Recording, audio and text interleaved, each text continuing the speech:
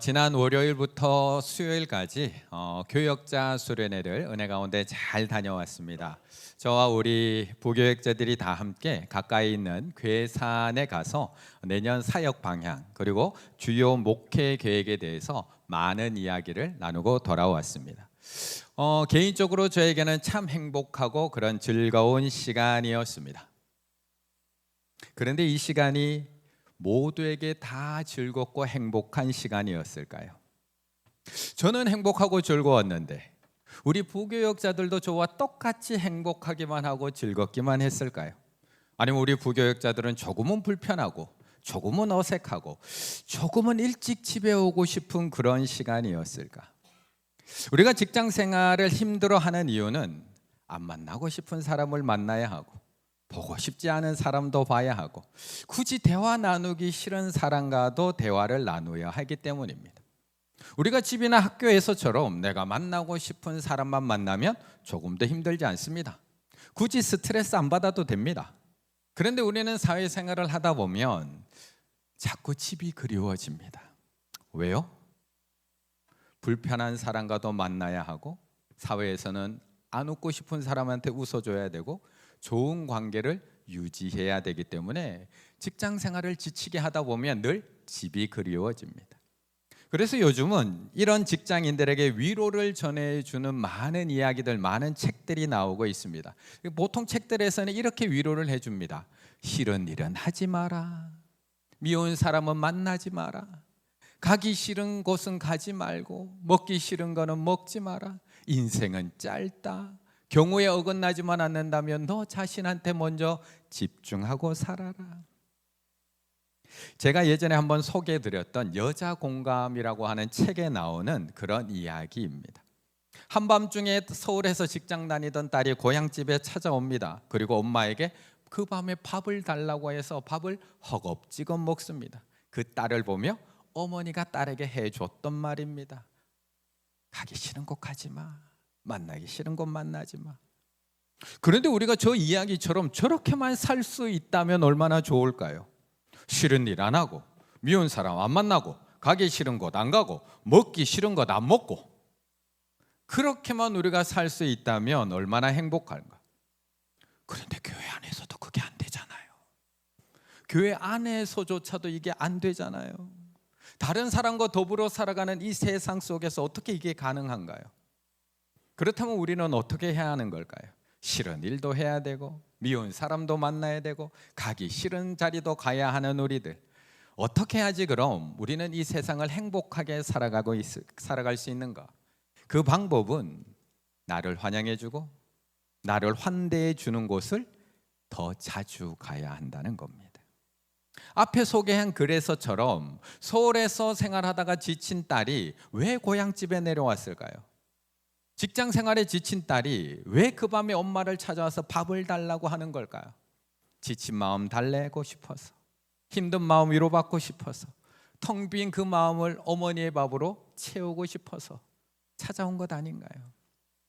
그렇다면 싫은 일도 해야 하고 미운 사람도 만나야 되고 가기 싫은 곳도 또 가야 되는 우리들은 그곳에 안 가려고 노력하면서 살아야 되는 것이 아니라 나를 환영해 주는 곳, 나를 기다려 주는 곳, 내 마음의 그 빈 곳을 채워줄 수 있는 곳에 더 자주 가야 한다는 겁니다. 지칠 때마다, 힘들 때마다, 눈물 날 때마다 그곳에 가서 또 채우고 또 채우고 또 채워야지만 이 세상을 힘있게 살아갈 수 있다. 그곳이 어디일까요? 그것이 어디인가요? 지금 와 계신 하나님의 집인 줄로 믿습니다. 그래서 우리 하나님께서는 이 세상을 힘겹게 살아가는 우리들에게 야, 싫은 일 안 해도 돼. 미운 사람 안 만나도 돼. 가기 싫은 자리 안 가도 돼. 라고 단 한 번도 말씀하지 않으셨다는 겁니다. 미운 사람한테 먼저 가야 돼. 힘든 자리 네가 먼저 가야 돼. 만나기 싫은 사람 네가 먼저 만나야 돼.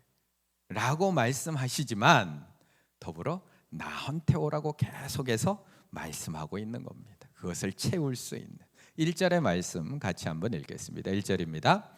오호라 너희 모든 목마른 자들아 물로 나오라. 돈 없는 자도 오라.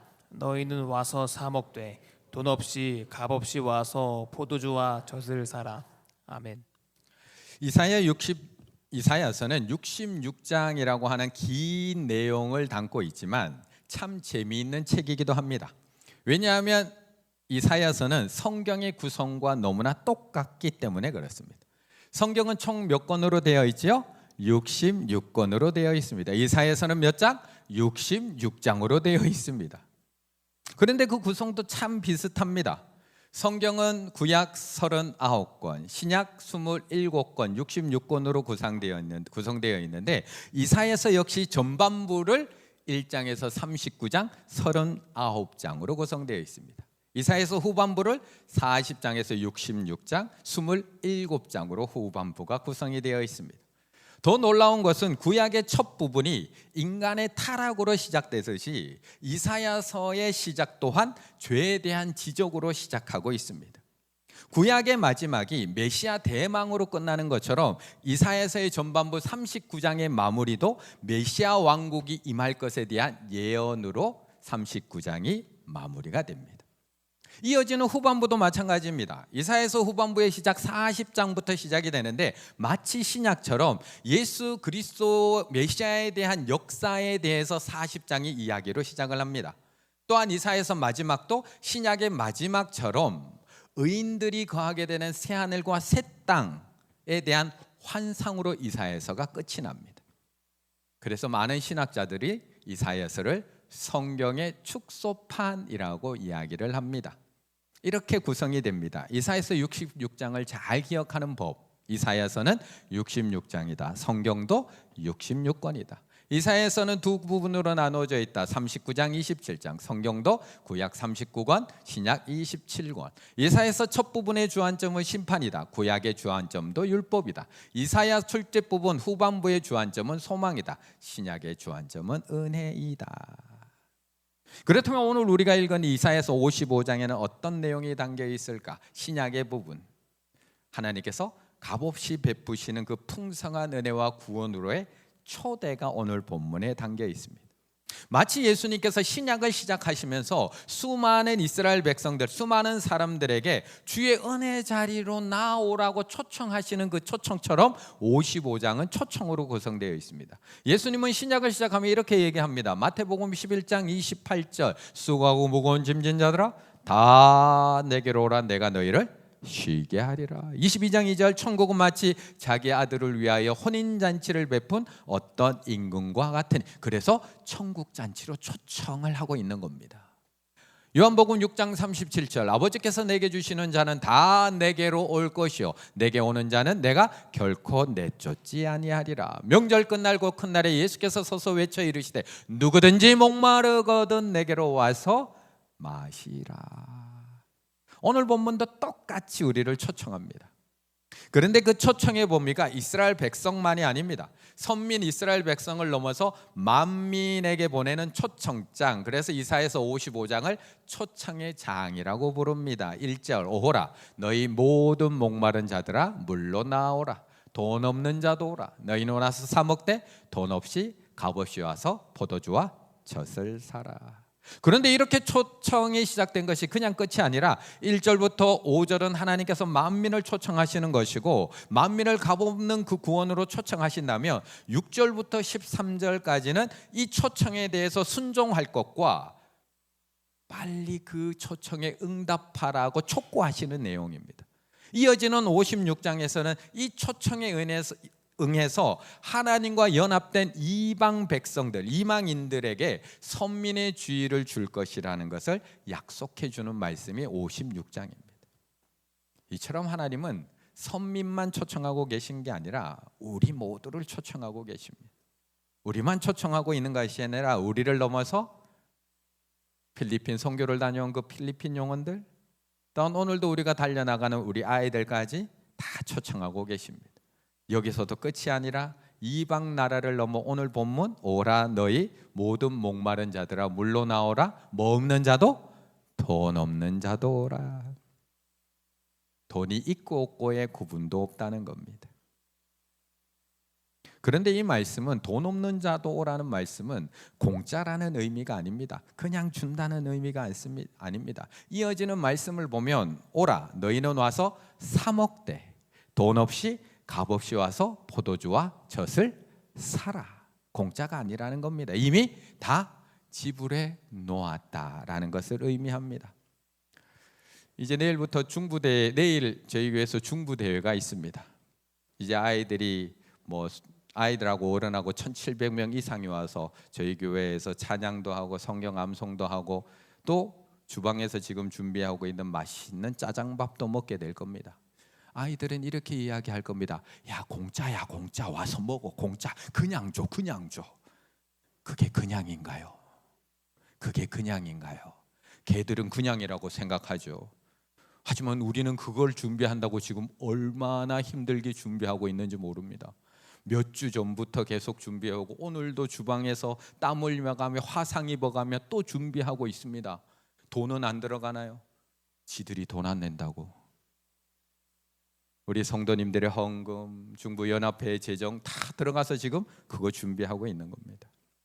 공짜가 아니라는 겁니다. 지난주에 우리 중고등부 선생님들이 재직회에 많이 참석을 하셨습니다. 여름 수련회를 앞두고 저는 큰 마음을 먹고 참석하신 줄 알았는데 큰 마음을 먹으신 우리 한 부장님께서 준비해 오신 내용을 떨리는 목소리로 우리 재직들 앞에서 읽어주셨습니다. 주요 내용은 이랬습니다. 중등부 아이들과 우리 선생님들, 우리 교등부 아이들과 선생님들 무려 120명이 되는 친구들이 이번 여름 수련회에 참가해야 되는데 참가비가 너무 부담되는 상황입니다. 또 어떤 가정은 자녀가 1명이 아니라 2명, 3명 되는 가정도 있고 어떤 아이들은 부모님이 교회를 안 다니는 가정들도 있는데 이 아이들에게 이 높은 가격의 수련회 참가비는 너무나 큰 부담이 될 수가 있습니다.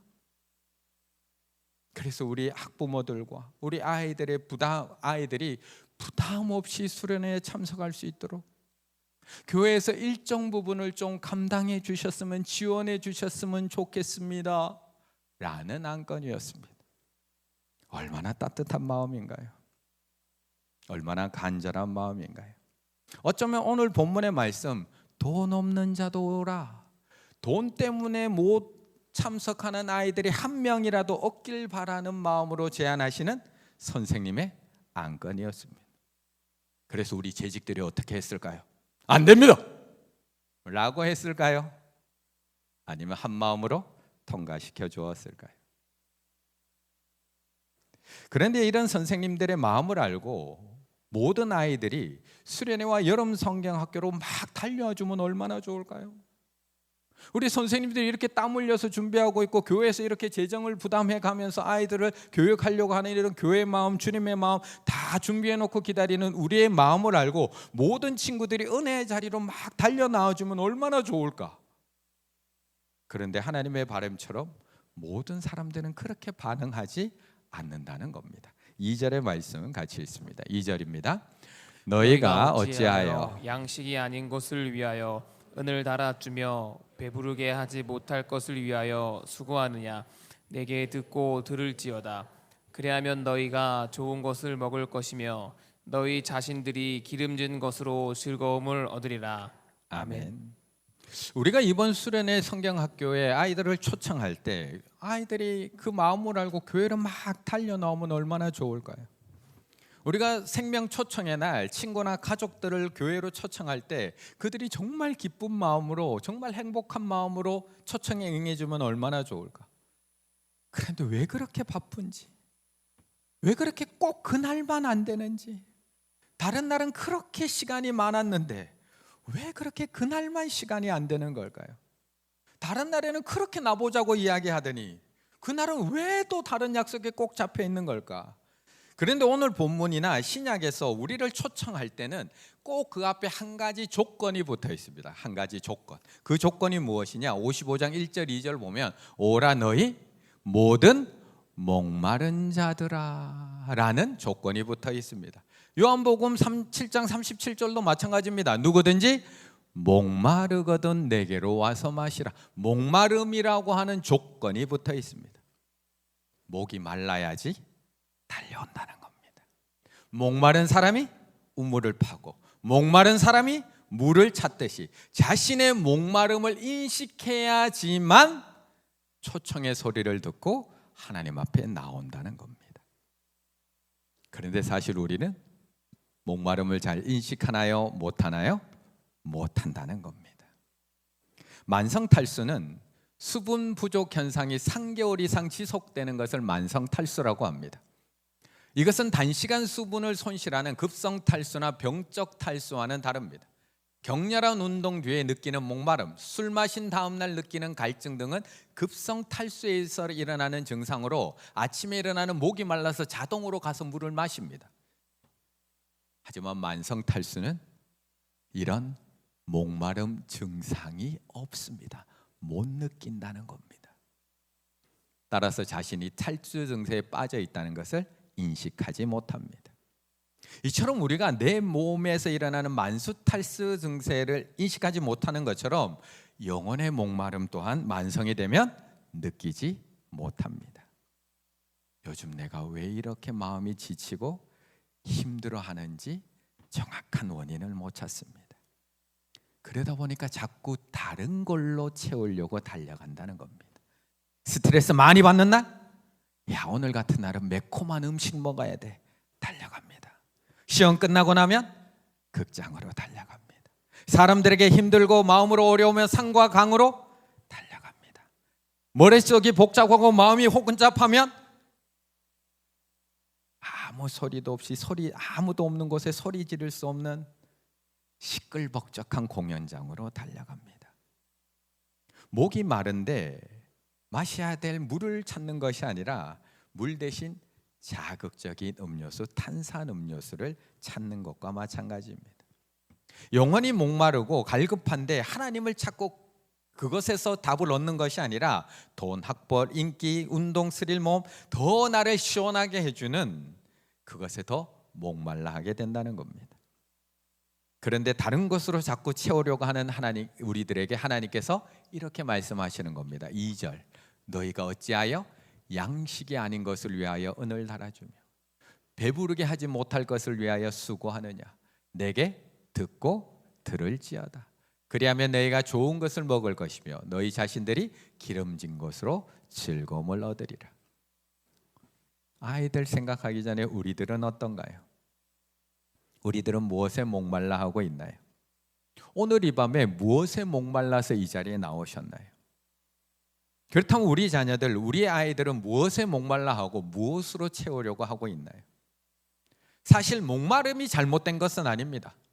우리에게 생기는 갈증이 잘못된 것은 아닙니다. 아니, 하나님께서 우리에게 풍족하게 부어주시고 넘치도록 부어주시고 우리가 목마르지 않도록 날마다 은혜를 부어주시면 아무것도 문제가 없고 돈도 넘치도록 있고 모든 것이 다 넘치도록 있으면 목말라 하지 않을 수도 있는데라고 생각할 수 있지만 하나님은 우리에게 목마름을 주신 이유가 있습니다. 하나님을 찾으라고 목마름을 주셨는데 우리는 그걸로 자꾸 다른 것을 찾고 있다는 겁니다. 하나님께서 인간을 지으시면서 하나님은 갈증이라는 경보장치를 달아주셨습니다. 한동안 물을 마시지 않으면 몸에 어떤 반응이 일어나는지를 한번 살펴보면 됩니다. 입술이 마르고 혓바닥이 깔깔해지고 두통이 생기기 시작합니다. 관절이 빡빡해질 수도 있습니다. 수분량이 기준치 아래로 떨어지면 이렇게 몸은 다양한 신호를 보냅니다. 영혼도 마찬가지입니다. 신령한 수분이 공급되지 않으면 말라 비틀어진 마음으로부터 경고 메시지가 날아들기 시작합니다. 툭 하면 화를 냅니다. 근심 걱정에 마음 편할 날이 없습니다.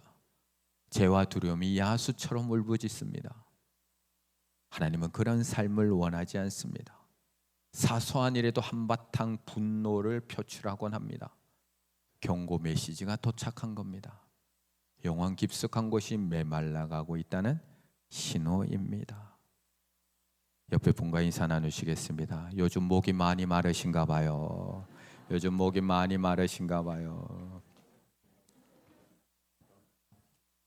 목마름은 사인으로 주셨다는 겁니다. 목마름이 잘못된 게 아니라 갈급함이 잘못된 게 아니라 그것은 하나님을 찾으라고 하는 경고 사인으로 우리에게 주셨다는 겁니다. 그렇다면 어떻게 해야 되는 걸까요? 정말 이런 걱정, 근심, 답답한 불안 통제가 불가능한 걸까요? 그냥 마음이 저절로 가라앉기만을 기다려야 하는 걸까요? 정말 며칠이라도 아무도 없는 곳에 가서 소리 지르고 돌아와야 되는 걸까요? 남편 며칠 안 보는 곳에 며칠만 가 있으면 속이 다 후련할 것 같은가요? 명산법을 배우고 심호흡을 배우고 아니면 애꿎은 가족들에게 마음껏 포부면 이것이 해결되는 걸까? 아니, 다 큰 우리도 어떻게 이 목마름을 채워야 될지를 모르는데 아이들은 어떻게 할 수 있을까요? 그러다 보니까 우리 아이들도 자꾸 어려서부터 다른 곳에서 그것을 채워가고 있는 겁니다. 양식이 아닌 것을 위해서 열심히 은을 달아주고 배부르게 하지 못할 것을 위하여 오늘도 열심히 채우며 살아가고 있습니다. 그렇다면 이제 우리는 어떻게 해야 될까? 우리 자녀들에게, 우리 부모들, 우리 교사들, 우리 파송된 우리 중직자들은 어떻게 해야 될까? 6절의 말씀 마지막으로 함께 읽습니다. 6절입니다. 너희는 여호와를 만날 만한 때에 찾으라. 가까이 계실 때에 그를 부르라. 사실 가만히 한번 생각해 보면 다 큰 우리들도 처음부터 하나님을 찾지 않았습니다. 처음부터 우리가 목마를 때 하나님으로 채우려고 처음부터 하지 않았습니다. 우리들도 아이들과 똑같이 처음에는 다른 것들로 채워보려고 했던 시절들이 다 있습니다. 그런데 아무리 채워보려고 해도 안 되던 그 목마름의 어느 날 이렇게 금요 기도에 나왔는데 그것이 채워짐을 경험하고 나면 금요 기도에 계속 나오게 됩니다. 오늘날 예배와 찬양 가운데 하나님의 채워주심과 하나님의 목마름을 채워주시는 그 은혜를 경험하고 나면 그때부터 예배의 자리를 사모하게 됩니다. 몇 주 전에 저희 교회 80이 넘으신 한 성도님 부부와 같이 식사를 했습니다. 그 남편 성도님은 믿는 아내와 결혼은 했지만 세상이 늘 더 좋았던 성도님입니다. 좋은 직장도 다니고 있고 아이들도 잘 자라주고 있고 운동도 좋아하시고 거기에다가 춤까지 잘 추시고, 그러니까 교회가 재미있을까요? 없을까요? 별로 재미가 없었습니다. 그냥 아내 때문에 어쩔 수 없이 교회에 다녔지만 마음은 늘 어디 가 있어요? 콩밭에 가 있습니다. 늘 세상에 가 있어요. 야, 세상이 이렇게 좋은데 무슨 교회를 가고 하나님을 믿어? 라는 마음으로 가정의 평화를 위해서 교회에 나오고 있었습니다. 그러던 어느 날 우리 교회 여전도에서 기도원에 밥을 해주러 가야 한다고 하면서 본인의 아내가 그 여전도 회원이라서 같이 가게 되었습니다. 그러니 아내가 가고 여전도회가 간다니 그래도 배웅해야 되겠다라는 마음으로 교회에 왔습니다. 그런데 그때 있던 저희 교회 여전도사님이 이 집사님을 손을 잡고 그 버스에 태워버린 겁니다. 일하다가 넥타이 메고 와서 배웅하러 왔는데 넥타이 맨 그대로 끌려가게 된 겁니다. 내일 직장도 가야 되고 약속도 있는데 어쩔 수 없이 끌려간 하늘상 기도원. 어쩔 수 끌려갔으니 마음이 열릴까요? 안 열릴까요? 안 열립니다. 그리고 기도원이라는 것을 처음 와봤으니 그 광경을 보고 바로 믿어지면 아멘 아멘 아멘 했을까요? 처음에 갔을 때 야, 정신 나간 사람들 여기 다 모아놨네.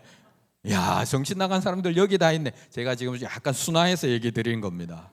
뭐라고 얘기하셨는지 지금 딱 상상이 가시죠? 그래서 집회도 제대로 참석 안 하고 있는데 3일째 이제 내일이면 내려가야 되는데 이렇게 맹숭하게 있다가 내려가는 것이 야, 이거는 아니잖아. 어차피 왔는데, 어차피 억지로 이렇게 끌려왔는데 그래도 한번 해보기는 해봐야 되지 않겠나라는 생각이 그때 문득 들더라는 겁니다. 그래서 그 저녁 집회에 원장 목사님께서 안수기도를 수천 명을 막 세워놓고 안수기도를 하는데 이때까지는 매번 뺀질뺀질거리며 도망다니다가 나도 저거 한번 받아볼까? 라는 마음이 들어서 중간에 이렇게 섰답니다. 언제 오나 언제 오나 오지를 않더라고요. 하도 사람이 많으니까. 그러면서 그걸 기다리면서 속으로 이렇게 기도도 한 것도 아니고 하나님 저 뭐 좀 보여주셔야지 믿죠. 저 뭐 좀 보여주셔야지 믿든지 말든지 하죠. 라고만 되뇌었다고 합니다. 이렇게 말도 안 되는 걸 되뇌고 있는데 딱 안수를 하는데 어떻게 되었을까요? 머리로는 내가 왜 이래? 내가 왜 이래? 내가 왜 이래? 머리로는 계속 반복하고 있는데 놀라운 은혜가 그분에게 임하게 된 것입니다. 이분이 그 뒤로는 기도원을 또 갔을까요? 매년 갔을까요? 어쩌다 한 번 갔을까요? 시간 나는 대로 갔을까요? 휴가 받으면 가고 연가 받아서 가고 매년 갈 수밖에 없습니다. 왜요? 한번 맛봤기 때문에 그렇습니다. 다른 곳에서 채울 수 없는 하나님의 은혜와 사랑을 한번 제대로 맛보았기 때문에 그렇습니다. 우리가 잘 부르는 찬양이 있잖아요. 목마른 사슴 시냇물을 찾아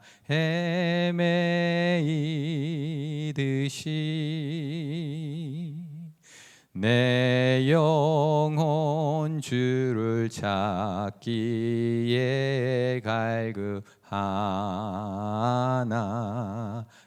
갈급하나이다. 목마른 사슴이 왜 시냇물을 찾아 헤맬까요? 마셔본 경험이 있기 때문에 그렇습니다. 더운 여름에 목이 타들어갈 때 그 시냇물을 마시고 회복된 경험이 있기 때문에 그렇습니다. 맹수에게 쫓겨서 달려가다가 숨이 넘어갈 듯 할 때 이 시냇물을 마시고 다시 일어난 경험이 있기 때문에 그렇습니다. 그래서 목마른 사슴이 시냇물을 찾아 헤매이는 것처럼 하나님의 은혜를 한 번이라도 경험해 본 사람만이 주를 찾기에 갈급할 수밖에 없다는 겁니다.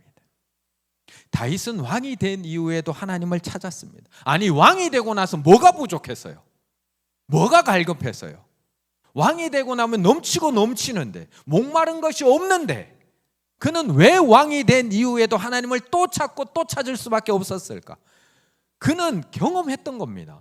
사울왕에게 쫓기면서 아둘람 굴에서도 경험을 했고, 아무것도 없는 황무지에서도 경험했고, 그 뜨거운 광야에서도 경험했고, 심지어 블레셋에게 적군에게 미친 척하며 도망가서도 그 하나님의 은혜를, 갈급함을 채워주시는 하나님의 은혜를 경험했기 때문에, 이미 맛보았기 때문에 왕이 된 이후에도 하나님을 찾고 또 찾을 수밖에 없었다는 것입니다.